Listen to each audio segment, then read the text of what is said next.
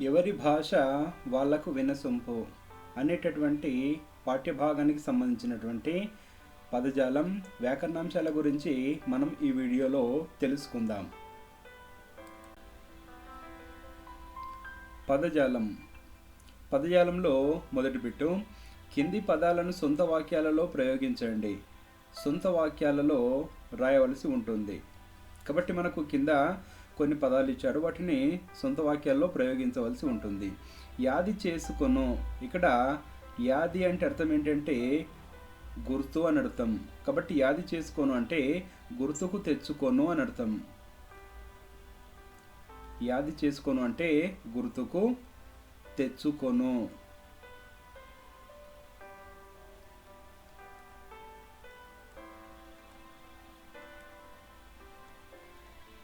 కాబట్టి ఇక్కడ మనకు ఒక సొంత వాక్యం ఇవ్వబడింది. నేను నా స్నేహితుడు చిన్నప్పటి సంగతులు యాది చేసుకొని బాగా నవ్వుకున్నాం. అంటే గుర్తు చేసుకొని బాగా నవ్వుకున్నాం. ఇక తర్వాత పసందు. పసందు అంటే అర్థం ఏంటంటే ఇష్టం అని అర్థం. పసందు అంటే ఇష్టం అని అర్థం. దీనికి ఒక సొంత వాక్యం గమనిద్దాం.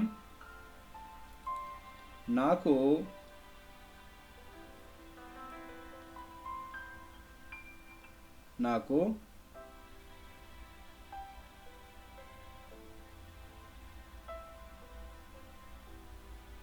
ఆటలాడడం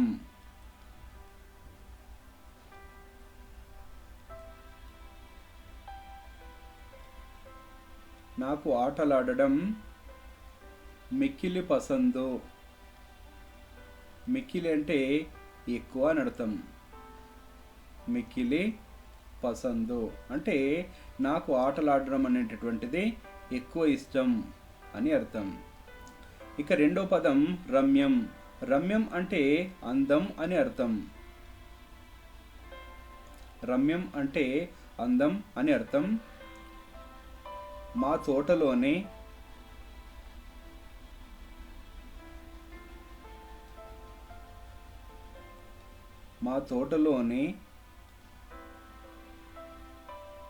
పూలు రమ్యంగా ఉన్నాయి అంటే అందంగా ఉన్నాయి అని అర్థం. మా తోటలోని పూలు రమ్యంగా ఉన్నాయి.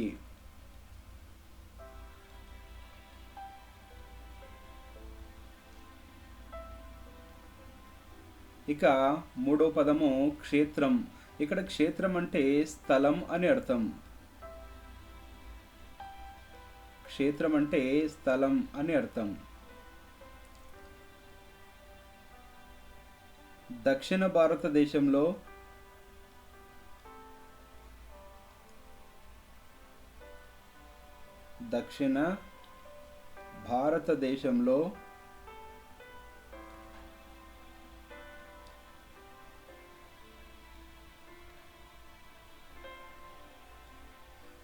శ్రీశైల క్షేత్రం.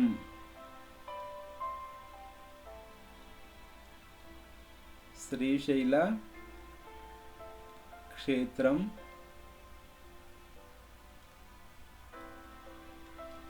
ప్రసిద్ధమైనది.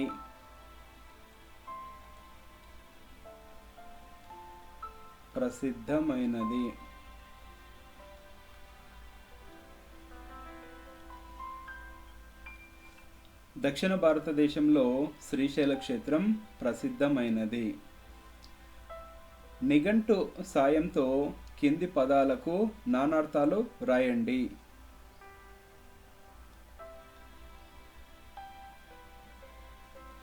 ఇక్కడ నానార్థాలు అంటే మనము ఇంతకుముందు వీడియోలో చెప్పుకున్నాం.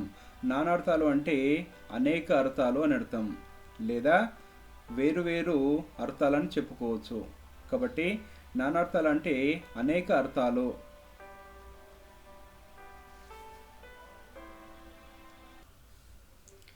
నానార్థాలు అంటే మనం ఏమనుకున్నాము, అనేక అర్థాలు అని అర్థం. అంటే అనేక అర్థాలు లేదా వేరువేరు అర్థాలు అని చెప్పుకోవచ్చు. ఇక్కడ కవి అనేటటువంటి పదానికి నానార్థం కనుక చూసినట్లయితే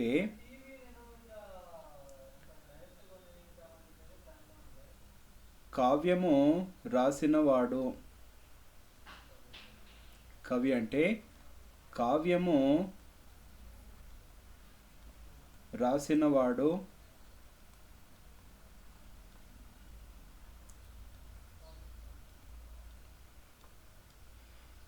మరియు శుక్రుడు,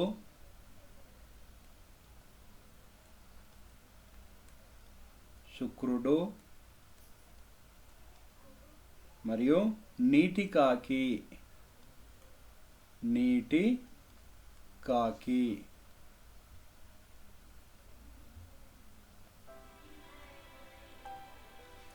కవి అనేటటువంటి పదానికి కావ్యం రాసినవాడు, శుక్రుడు, నీటి కాకి అని నానార్థాలుగా తీసుకోవచ్చు. ఇక క్షేత్రం అనేటటువంటి పదానికి తీసుకుంటే, క్షేత్రం అనేటటువంటి పదము మనకు మొదటి పాఠంలో దానశీలంలో కూడా రావడం జరిగింది. కాబట్టి క్షేత్రం అంటే పుణ్యస్థలం, వరిమడి. ఇక్కడ వరిమడి అంటే పొలం అని అర్థం.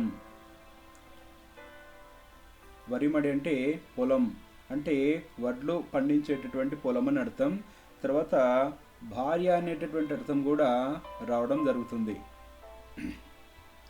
క్షేత్రం అనేటటువంటి పదానికి పుణ్యస్థలం, వరిమడి, భార్య అనే పదాలు నానార్థంగా తీసుకోవచ్చు. ఇక మూడో బిట్టు చూసినట్లయితే, కింది పర్యాయ పదాలకు పాఠం ఆధారంగా సరి అయిన పదాన్ని రాయండి. మనకి ఇక్కడ ఏం చేశాడు అంటే, పాఠంలో నుండి పర్యాయ పదాలు ఇచ్చాడు. ఇల్లు, గృహం, తర్వాత పొగడ్త, క్షేత్రం అనేటటువంటి పదాలు ఇచ్చాడు. వీటికి పదం సరిపోయేటటువంటి పదం అడుగుతూ ఉన్నాడు. కాబట్టి ఇల్లు, గృహం గనక తీసుకున్నట్లయితే సదనం,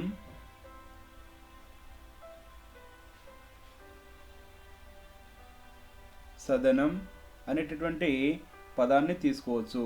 లేదా గేహం అనేటటువంటి పదాన్ని కూడా పర్యాయ పదంగా వాడడం అనేది జరుగుతుంది. సదనం లేదా గేహం.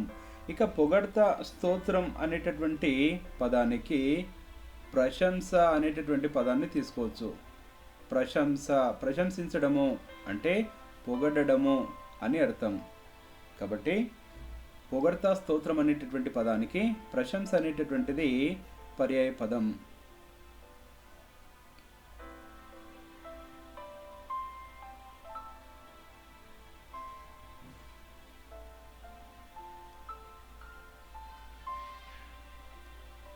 ఇక నాలుగో బిట్టు గమనించినట్లయితే, కింది వాక్యాలలో గీత గీసిన పదాలలో ప్రకృతి వికృతులు ఉన్నాయి. వాటిని గుర్తించి ప్రకృతికి వికృతిని, వికృతికి ప్రకృతిని రాయండి. కాబట్టి ఇక్కడ మనకి ఏమంటుందంటే, ప్రకృతికి వికృతిని, వికృతికి ప్రకృతిని రాయమని అడుగుతూ ఉన్నారు. మొదటి వాక్యం చూడండి. మీ వ్యాసాల్లో తెలంగాణ ప్రాంతీయ భాష కనిపిస్తూ ఉన్నది. కాబట్టి ఇక్కడ భాష అనేటటువంటి పదం ఏంటంటే, ఇది ప్రకృతి పదం. భాష అనేటటువంటిది ఇది ప్రకృతి పదం. దీనికి వికృతి పదం గనక చూసినట్లయితే భాష. భాష అనేటటువంటిది వికృతి పదం. ఇక రెండో వాక్యం, నాది ప్రజా కవిత కదా. ఇక్కడ కవిత అనేటటువంటి పదము ప్రకృతి పదం. కవిత అనేటటువంటి పదము ప్రకృతి పదం. దీనికి వికృతి పదం గనక చూసుకున్నట్లయితే కైత. కైత అనేటటువంటిది వికృతి పదం. మూడో వాక్యం, మా అమ్మమ్మ రోజు కథ చెప్పుతుంది. ఇక్కడ ఈ కథ అనేటటువంటిది కూడా ప్రకృతి పదం. ఇది వికృతి పదం. కథ అనేటటువంటిది వికృతి పదం. దీనికి ప్రకృతి పదం కనుక చూసినట్లయితే కథ, ఒత్తుతా రాయవలసి ఉంటుంది. కాబట్టి కథ అనేటటువంటిది ప్రకృతి పదం. నాలుగో వాక్యం, కూరగాయలు అమ్మే ఇంతి మాటల్లో తెలుగు నుడి కనిపిస్తుంది. ఇక్కడ ఇంతి అనేటటువంటిది వికృతి పదం. ఇంతి అనేది వికృతి పదం. దీనికి మనము స్త్రీ అనేటటువంటి పదాన్ని ప్రకృతి పదంగా తీసుకోవాల్సి ఉంటుంది.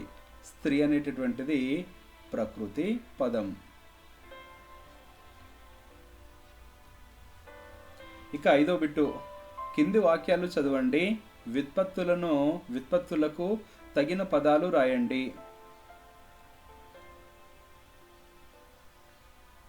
ఇక్కడ మనకి ఏం చేశాడంటే అర్థాలను ఇచ్చాడు, వీటికి వ్యుత్పత్తి పదాలను రాయమని అడుగుతూ ఉన్నాడు. మనం ఇంతకుముందు చెప్పుకున్నాం చూడండి, వ్యుత్పత్తి అంటే అర్థం ఏంటంటే పుట్టుక అని అర్థం. అంటే ఈ పదాలు ఎలా పుట్టాయి అని అర్థం. మనం దానశీలం అనేటటువంటి పాఠ్యభాగంలో కూడా మనం తెలుసుకున్నాం. వ్యుత్పత్తి అంటే పుట్టుక అని అర్థం. అజ్ఞానమన్యుడు అంధకారాన్ని తొలగించువాడు, ఇక్కడ అర్థం ఇచ్చాడు మనకు. దీనికి వ్యుత్పత్తి అర్థం అడుగుతూ ఉన్నాడు, వ్యుత్పత్తి పదం అడుగుతూ ఉన్నాడు. కాబట్టి అజ్ఞానం అనేటటువంటి అంధకారాన్ని తొలగించువాడు ఎవరు అని మనం చెప్పుకోవచ్చు? గురువు అని చెప్పుకోవచ్చు. కాబట్టి ఇక్కడ గురువు అనేటటువంటి పదానికి వ్యుత్పత్తి అర్థం ఏంటంటే అజ్ఞానం అనేడు అంధకారాన్ని తొలగించువాడు అని అర్థం. ఇక రెండవది భాషించున్నది. భాషించున్నది అనేటటువంటి అర్థానికి వ్యుత్పత్తి పదం ఏమొస్తుందంటే భాష. భాష అనేటటువంటిది వ్యుత్పత్తి పదం.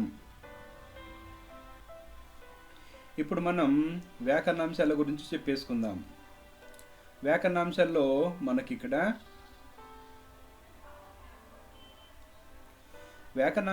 ఇక్కడ వాక్యాల గురించి ఉన్నది. ఇక్కడ సామాన్య వాక్యాలు, సంశ్లిష్ట వాక్యాలు, సంయుక్త వాక్యాలు. మనకి ఇక్కడ వాక్యాలు సామాన్య వాక్యాలు, సంశ్లిష్ట వాక్యాలు,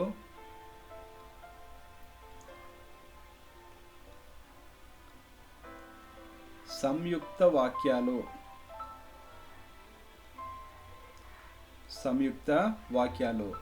ఈ 3 వాక్యాలకు సంబంధించినటువంటి అంశాలు మనకిక్కడ ఈ వ్యాకరణ అంశంలో చెప్పుకోవడం జరుగుతుంది. ముందు అసలు సామాన్య వాక్యం అంటే ఏంటి, సంశ్లిష్ట వాక్యం అంటే ఏంటి, సంయుక్త వాక్యం అంటే ఏంటో వాటి వివరణ ముందుగా మనం తెలుసుకుందాం.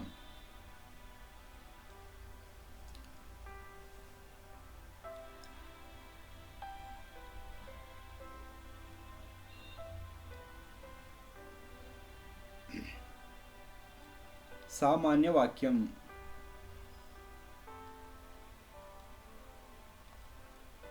సామాన్య వాక్యం అంటే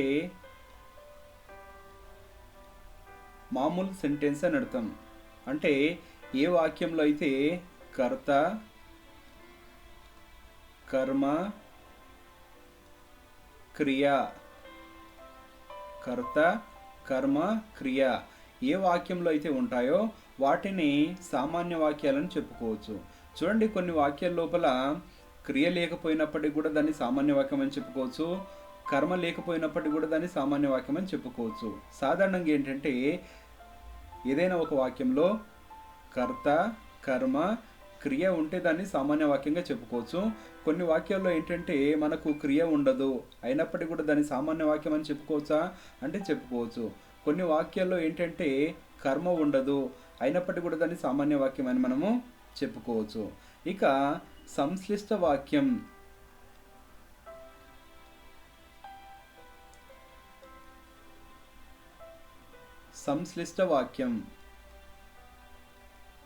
సంశ్లిష్ట వాక్యం అంటే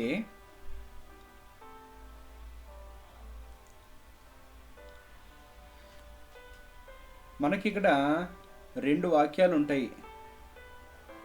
సంశ్లిష్ట వాక్యంలో 2 వాక్యాలు ఉంటాయి, లేదా అంతకంటే ఎక్కువ వాక్యాలు కూడా ఉండొచ్చు.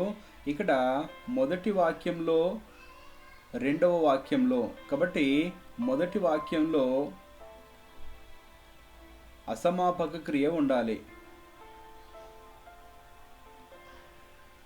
మొదటి వాక్యంలో అసమాపక క్రియ ఉండాలి.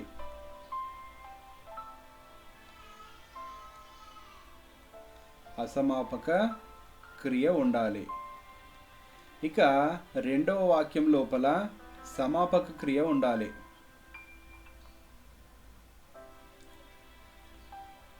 రెండవ వాక్యంలో సమాపక క్రియ ఉండాలి.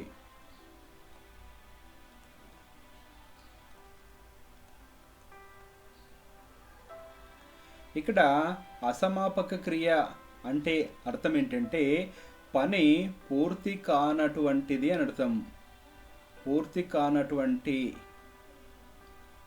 పూర్తి కాని అనేటటువంటి పనిని తెలిపేటటువంటిది అసమాపక క్రియ. సమాపక క్రియ అంటే అర్థం ఏంటంటే పని పూర్తి అయినటువంటిది, పని పూర్తి అయినటువంటి క్రియ సమాపక క్రియ అని మనం చెప్పుకోవచ్చు. ఈ రకంగా మొదటి వాక్యంలో క్రియను అసమాపక క్రియగా మార్చవలసి ఉంటుంది. రెండో వాక్యంలో సమాపక క్రియగా మార్చి రాయవలసి ఉంటుంది. అంటే ఒకవేళ రెండు సామాన్య వాక్యాలు కనుక ఇచ్చినట్లయితే, అంటే ఒకవేళ రెండు సామాన్య వాక్యాలు ఇచ్చేసి దాన్ని సంశ్లిష్ట వాక్యంగా మార్చమన్నప్పుడు మొదటి వాక్యంలో ఉండేటటువంటి క్రియను అసమాపక క్రియగా మార్చి రాయవలసి ఉంటుంది. తర్వాత రెండో వాక్యంలో ఉండేటటువంటి క్రియను సమాపక క్రియగా మార్చి రాయవలసి ఉంటుంది.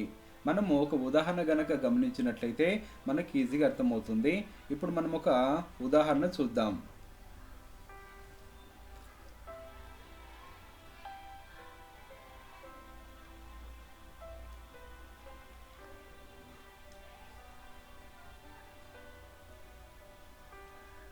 రాముడు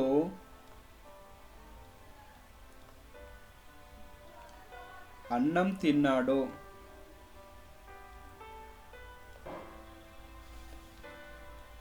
రాముడు అన్నం తిన్నాడు అనేటటువంటిది ఇది ఒక సామాన్య వాక్యం. ఇక రెండో సామాన్య వాక్యాన్ని గమనించినట్లయితే రాముడు బడికి వెళ్ళాడు. రాముడు బడికి వెళ్ళాడు. చూడండి, మనకి ఇక్కడ రెండు వాక్యాలు ఇవ్వడం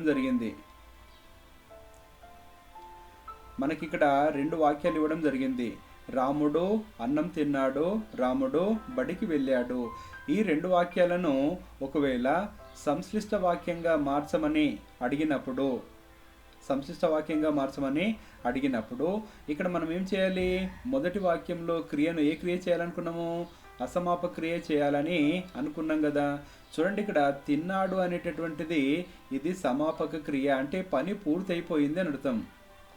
కాబట్టి తిన్నాడు అనేటటువంటిది సమాపక క్రియ. కాబట్టి సమాపక క్రియను దీన్ని అసమాపక క్రియగా మార్చాలి అంటే మనం ఏ రకంగా మారుస్తామంటే తిని,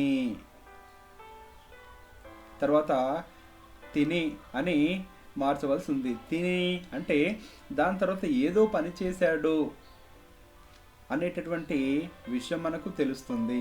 అందుకేంటంటే రాముడు అన్నం తిన్నాడు, ఇక్కడ తిన్నాడు అనేటటువంటి సమాపక క్రియను తిని అనేటటువంటి అసమాపక క్రియగా మార్చవలసి ఉంటుంది.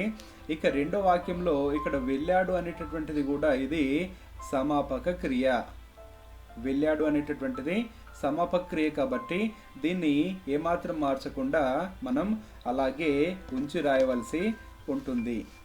ఇప్పుడు మనకు ఈ రెండు వాక్యాలను సంశ్లిష్ట వాక్యంగా ఎలా రాయాలో ఇప్పుడు మనం చూద్దాం. రాముడు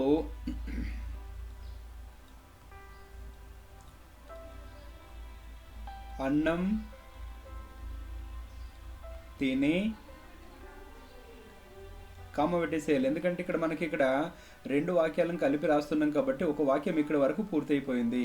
ఇక్కడ రాముడు అనేటటువంటి నామవాచకం 2 సార్లు ఉంది కాబట్టి మనం రెండోసారి నామవాచకాన్ని తీసుకోకూడదు. కాబట్టి ఇక్కడ రాముడు అన్నం తిని డైరెక్ట్ ఇక్కడను రాయవలసి ఉంటుంది. బడికి వెళ్ళాడు, బడికి వెళ్ళాడు.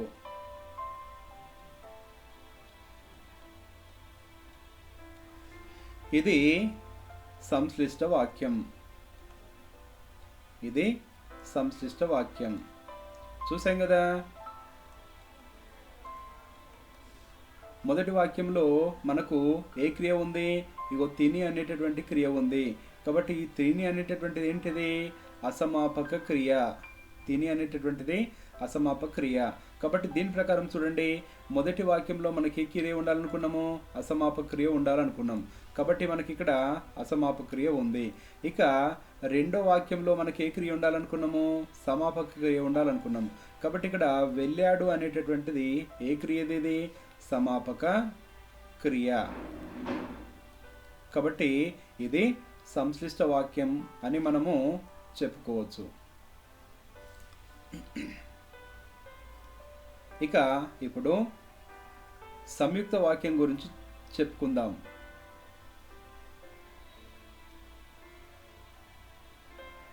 సంయుక్త వాక్యం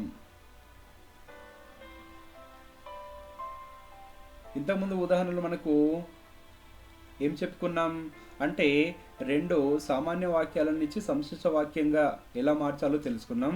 ఇప్పుడు సామాన్య వాక్యాలను ఏ వాక్యాలను? సామాన్య వాక్యాలను సంయుక్త వాక్యంగా ఎలా మార్చాలో ఇప్పుడు తెలుసుకుందాం. కాబట్టి సంయుక్త వాక్యంగా మార్చడం. సంయుక్త వాక్యంగా మార్చేటటువంటి సమయంలో మనం ఏం చేయాలంటే రెండు వాక్యాల మధ్య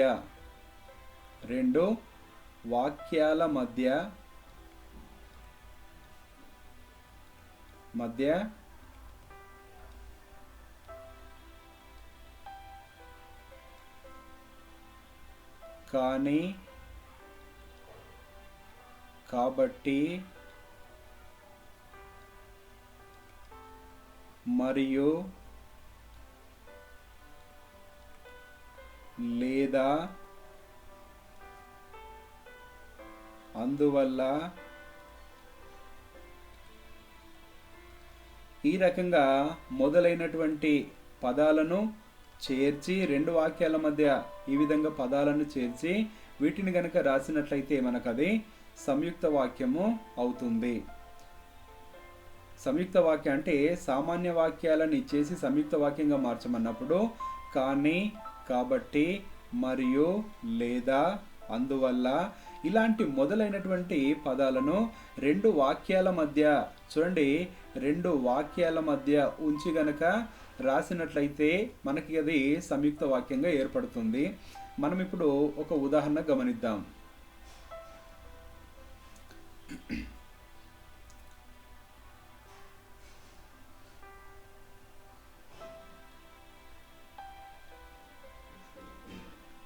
వర్షాలు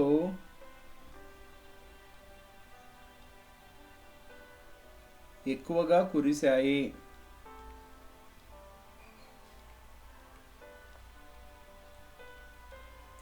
వర్షాలు ఎక్కువగా కురిశాయి. పంటలు అధికంగా పండాయి.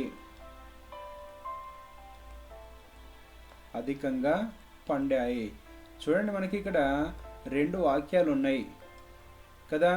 వర్షాలు ఎక్కువగా కురిశాయనేటువంటిది ఒక వాక్యం, పంటలు అధికంగా పండాయనేటువంటి ఒక వాక్యం. ఈ రెండు వాక్యాలను కలిపి సంయుక్త వాక్యంగా మార్చమన్నప్పుడు మనకు ఈ రెండు వాక్యాల మధ్య మనం ఇక్కడ చెప్పుకున్నటువంటి పదాలు ఉన్నాయి కదా, కానీ, కాబట్టి, మరియు, లేదా, అందువల్ల ఈ పదాల లోపల ఏదైనా ఒక పదాన్ని ఉపయోగించి మనము గనక రాసినట్లయితే దాన్ని సంయుక్త వాక్యంగా చెప్పుకోవచ్చు. ఇప్పుడు చూడండి వీటిని ఎలా రాతామో తెలుసుకుందాం. మొదటి వాక్యాన్ని రాసేస్తున్నాము. వర్షాలు ఎక్కువగా కురిశాయి.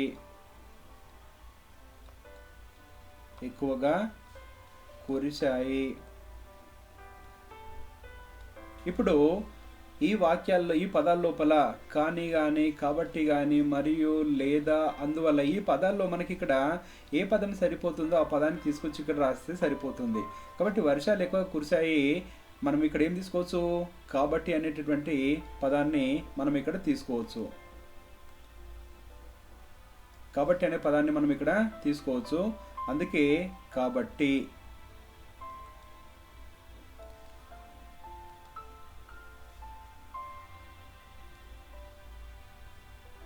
కాబట్టి ఇప్పుడు రెండో వాక్యాన్ని రాయవలసి ఉంటుంది. పంటలు అధికంగా పండాయి.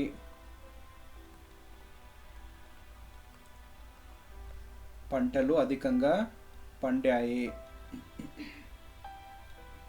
ఇది సంయుక్త వాక్యం. ఇది సంయుక్త వాక్యం. చూసాం కదా, మనకి ఇక్కడ వర్షాలు ఎక్కువగా కురిశాయనేటటువంటిది ఒక వాక్యం, పంటలు అధికంగా పండాయనేటటువంటిది ఒక వాక్యం. ఈ రెండు వాక్యాలను కలిపేసి మనం సంయుక్త వాక్యంగా మారిస్తే వర్షాలు ఎక్కువగా కురిశాయి. ఈ రెండు వాక్యాల మధ్య మనకు ఏ పదం సరిపోతుంది? కాబట్టి అనేటటువంటి పదం సరిపోతుంది అనుకున్నాం కదా. కాబట్టి ఇక్కడ మనం ఏం చేసామంటే కాబట్టి అనేటటువంటి పదాన్ని ఉపయోగించాము. తర్వాత రెండో వాక్యాన్ని రాసాము, పంటలు అధికంగా పండాయి. లేదా ఇక్కడ ఏంటంటే అందువల్ల అనేటటువంటి పదాన్ని కూడా మనం ఉపయోగించుకోవచ్చు. కాబట్టి స్థానం లోపల మనము అందువల్ల అనేటటువంటి పదాన్ని కూడా ఉపయోగించుకొని రాయొచ్చు. ఈ రకంగా కనుక రాసినట్లయితే వీటిని సంయుక్త వాక్యాలు అని అంటారు. ఇప్పుడు మనం రెండవ పాఠంలో ఇచ్చినటువంటి వాక్యాలను ఇప్పుడు మనము సంయుక్త వాక్యంగా, సంశ్లిష్ట వాక్యంగా మార్చి చూద్దాం. చూడండి, కింది వాక్యాలను సామాన్య వాక్యాలుగా మార్చండి. అంటే మనకి ఇక్కడ ఏం చేశాడంటే ఇక్కడ సంయుక్త వాక్యాలుగా ఇచ్చాడు. మనకి ఇక్కడ ఏ వాక్యాలుగా ఇచ్చాడు? మనకి ఇక్కడ సంయుక్త వాక్యాలుగా ఇచ్చాడు. కాబట్టి ఈ సంయుక్త వాక్యాలుగా ఇచ్చినటువంటి వాటిని మనం సామాన్య వాక్యాలుగా మార్చి రాయమని అడుగుతూ ఉన్నాడు. చూడండి, ఫస్ట్ లైను, తిరుమల రామచంద్ర గారు సంస్కృత, ఆంధ్ర భాషలలో పండితుడు. తిరుమల రామచంద్ర గారు సంస్కృత, ఆంధ్ర భాషల్లో పండితుడు. మనము దీన్ని గనక సామాన్య వాక్యంగా రాయాలనుకున్నప్పుడు మనం ఏమని రాయాలంటే తిరుమల రామచంద్ర గారు సంస్కృత భాషలో పండితుడు అని రాయాలి.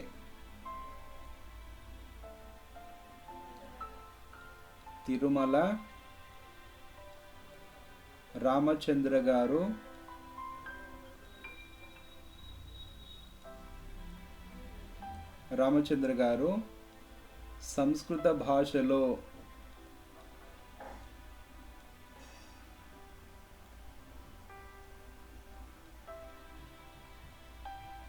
సంస్కృత భాషలో పండితుడు.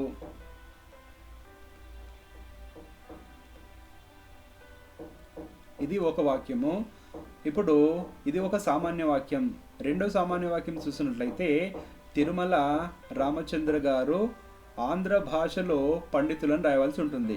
ఇక రెండో వాక్యం ఏమొస్తుందంటే మనకు ఆంధ్ర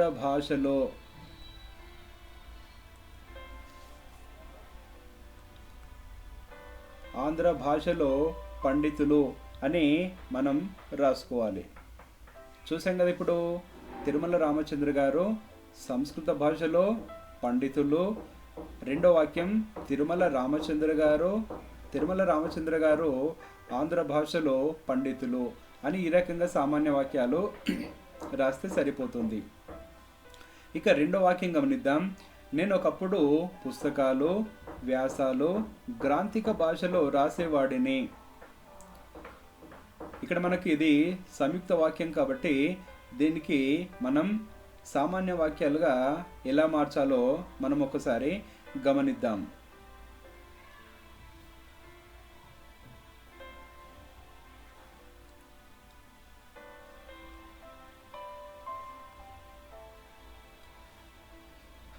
చూడండి,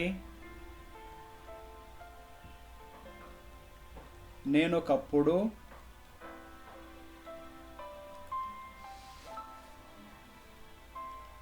పుస్తకాలు గ్రాంథిక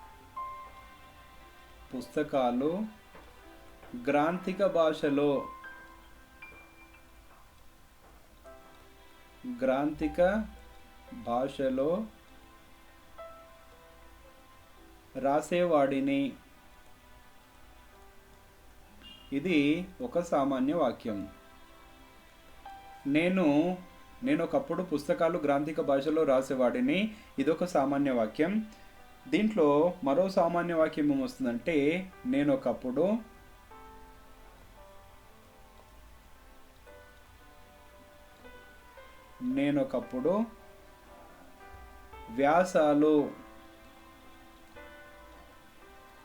వ్యాసాలు గ్రాంథిక భాషలో రాసేవాడిని.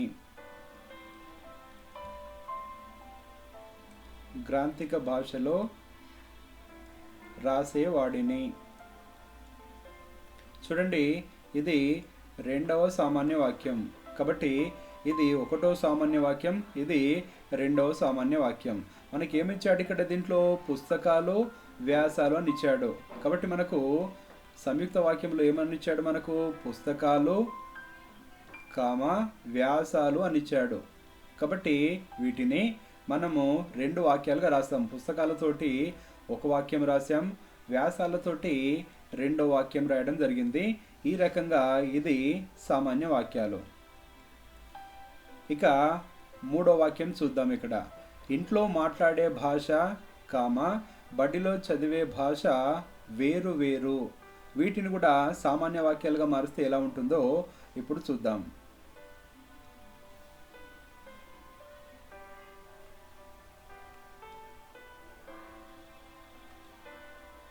ఇంట్లో మాట్లాడే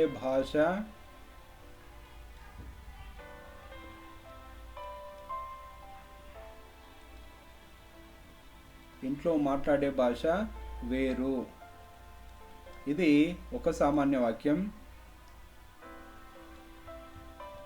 బడిలో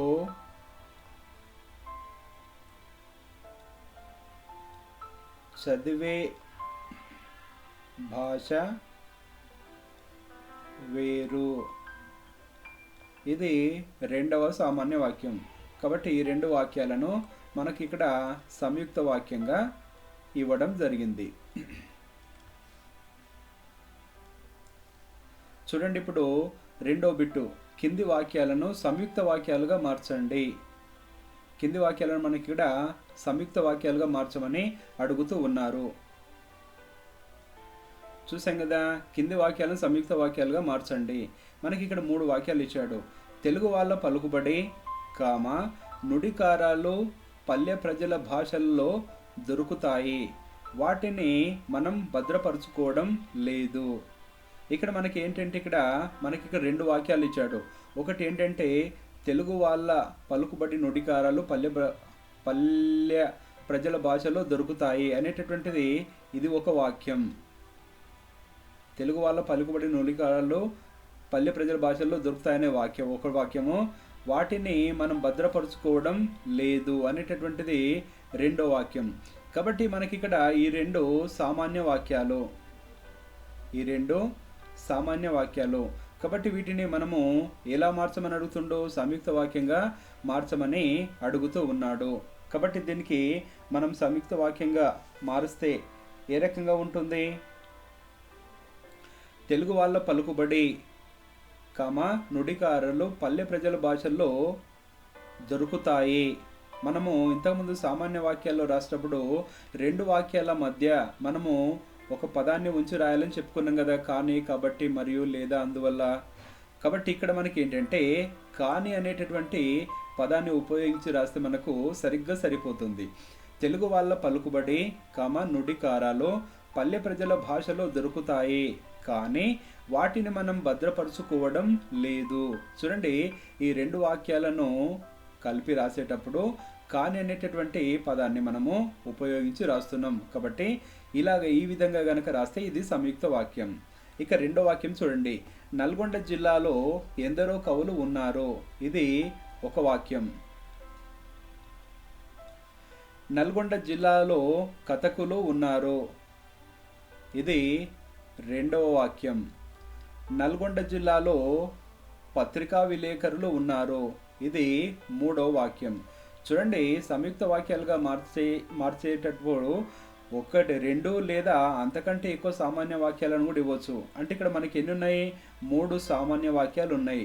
కాబట్టి ఈ మూడు సామాన్య వాక్యాలను మనం కలిపేసి సంయుక్త వాక్యంగా మార్చి రాయవలసి ఉంటుంది.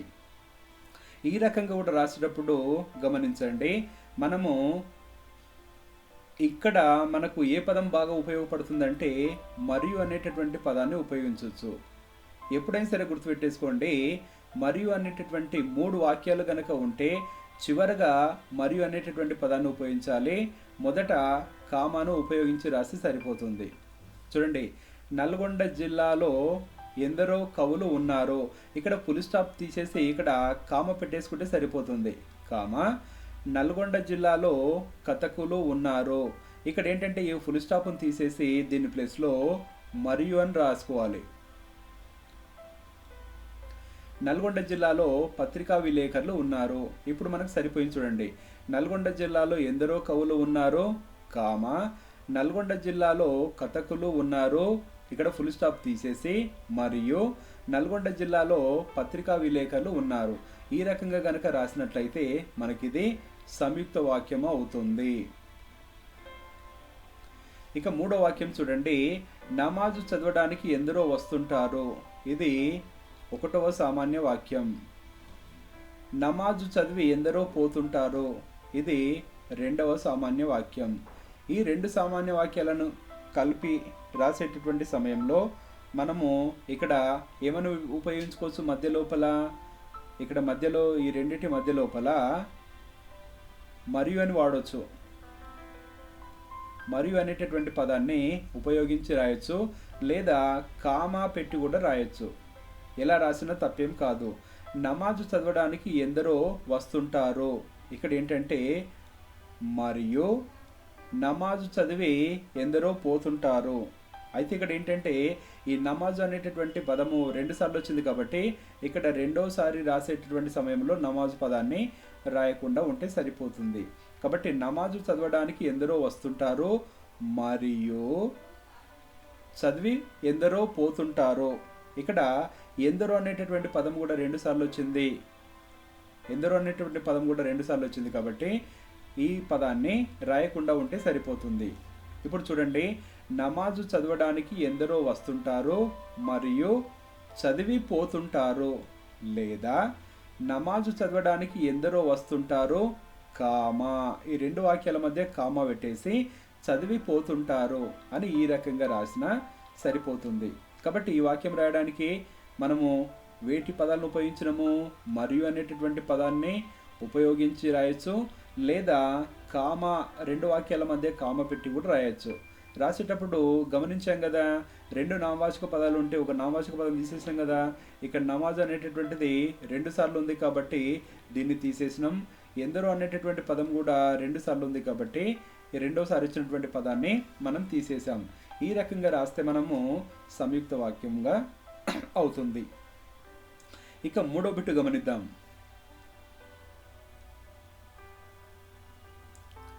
మనం ఇంతకుముందు చెప్పుకున్నాం కదా, కింది వాక్యాలను సంశ్లిష్ట వాక్యాలుగా మార్చండి. సంశ్లిష్ట వాక్యాలుగా మార్చండి అడుగుతుండు. సంశ్లిష్ట వాక్యాలుగా మార్చేటటువంటి సమయంలో మనం ఇంతకుముందు ఏం చెప్పుకున్నాము? ఇక్కడ మనకు 2 సామాన్య వాక్యాలు ఉంటాయని చెప్పుకున్నాము. 2 సామాన్య వాక్యాలు ఉంటాయని చెప్పుకున్నాం. కాబట్టి మొదటి సామాన్య వాక్యంలో ఏం రాయాలనుకున్నాము? అసమాపక క్రియ. అసమాపక క్రియ ఉండేలా మొదటి వాక్యాన్ని రాయాలి. రెండో వాక్యం లోపల సమాపక క్రియ ఉండేటటువంటి విధంగా రాయాలి. రెండో వాక్యం లోపల సమాపక క్రియ ఉండే విధంగా రాయవలసి ఉంటుంది. ఒక్కసారి ఇప్పుడు గమనిద్దాం. అంబటిపూడి వెంకటరత్నం కావ్యం రాశాడు. ఇది ఒక సామాన్య వాక్యం. ఇది ఒకటో సామాన్య వాక్యం. అంబటిపూడి వెంకటరత్నం అచ్చు వేయించాడు. ఇది రెండవ సామాన్య వాక్యం కదా. ఈ 2 సామాన్య వాక్యాలను మనం కలిపి సంయుక్త వాక్యంగా మార్చాలి. సంశ్లిష్ట వాక్యంగా మార్చమని అడుగుతున్నాడు కదా. అందుకే ఇప్పుడు ఏం చేయాలంటే అంబటిపూడి వెంకటరత్నం కావ్యం రాశాడు. ఈ రాశాడు అనేటటువంటిది ఇది సమాపక క్రియ. రాశాడు అనేటటువంటిది సమాపక క్రియ.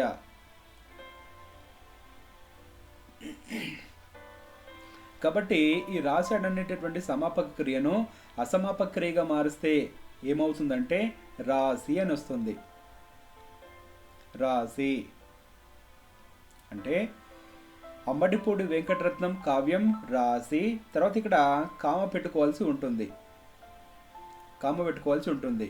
కాబట్టి ఇక్కడ ఈ రాశి అనేటటువంటిది ఏ క్రియ ఇది? ఇది అసమాపక క్రియ. రాశి అనేటటువంటిది అసమాపక క్రియ.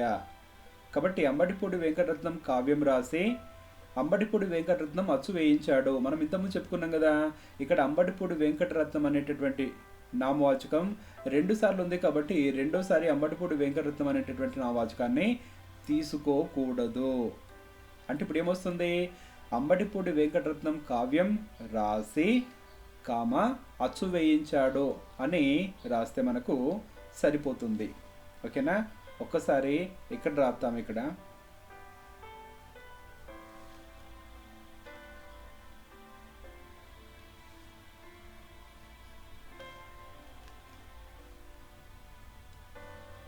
ఏమొస్తుంది? ఇక్కడ అంబటిపూడి వెంకటరత్నం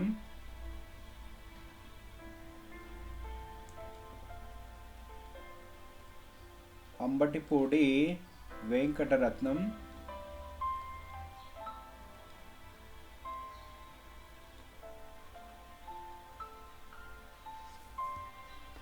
కావ్యం రాసి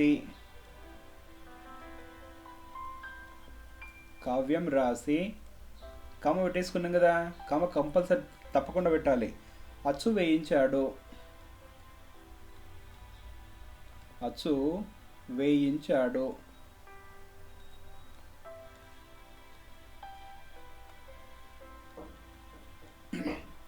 చూడండి, ఇక్కడ ఈ రాశి అనేటటువంటిది ఏ క్రియగా మార్చబడింది? ఇది అసమాపక క్రియగా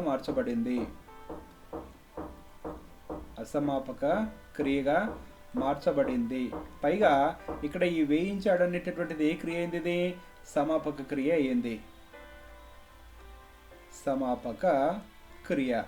కాబట్టి సంశ్లిష్ట వాక్యం ప్రకారం మనం ఏమనుకున్నాము? సంశ్లిష్ట వాక్యం ప్రకారము 2 వాక్యాల్లో మొదటి వాక్యంలో అసమాపక క్రియ ఉండాలనుకున్నాం, రెండో వాక్యం లోపల సమాపక క్రియ ఉండాలనుకున్నాం. ఈ రకంగా కనుక రాస్తే దాన్ని సంశ్లిష్ట వాక్యం అని అనుకోవాలి. అందుకే సరిపోయింది కదా. రాశి అనేటటువంటిది అసమాపక క్రియ, వేయించాడు అనేటటువంటిది సమాపక క్రియ. ఇప్పుడు మనము రెండో వాక్యాన్ని గమనిద్దాం. గడియారం రామకృష్ణ శర్మ మంచి పాండిత్యం సంపాదించాడు. చూడండి, ఇది ఒక వాక్యం.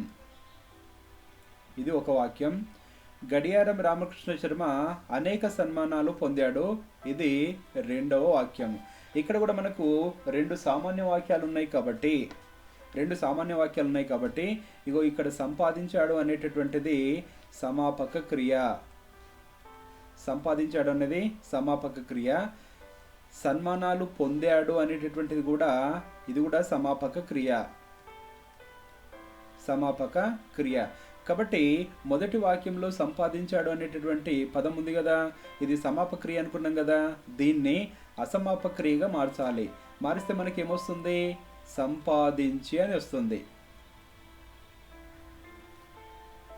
ఏమని వస్తుంది మనకు?